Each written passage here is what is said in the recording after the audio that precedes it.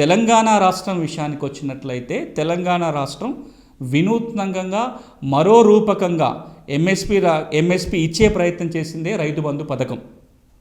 రైతు బంధు పథకం ఏంటంటే రైతుకి ప్రతి పంట కాలంలో ఎకరానికి 5,000 రూపాయలు పెట్టుబడి సహాయంగా ఇవ్వటం జరుగుతుంది. ఇన్పుట్ సబ్సిడీ కోసం, ఎరువులు, పురుగు మందులు, విత్తనాలు కొనుక్కోవటం కోసం ప్రతి పంటకి ప్రతి ఎకరానికి 5,000 రూపాయలు ప్రభుత్వం మద్దతుగా వెళ్తుంది. ఇప్పుడు దీన్ని ఇండైరెక్ట్ ఎంఎస్పి కూడా మనం అనొచ్చు.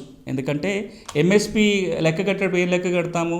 అయ్యే ఖర్చులన్నీ లెక్క కట్టి దానికి అదనంగా ఒక 50% అన్న రైతుకి ఆదాయం వచ్చేటట్టుగా చేసేది ఎంఎస్పి.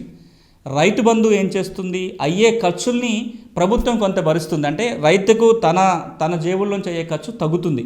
అట్లా తగ్గటం వల్ల ఇప్పుడున్న ధర మా రైతుకు వచ్చినా సరే 4 రూపాయలు లాభం చేకూర్చడానికి అవకాశం దొరుకుతుంది. కాబట్టి ఈ విధంగా కూడా రైతుకు ఆసరాగా ఉండే అవకాశం ఉంది. కాబట్టి అన్ని రాష్ట్రాలు కూడా ఇలాంటి ఆలోచన చేస్తున్నాయి.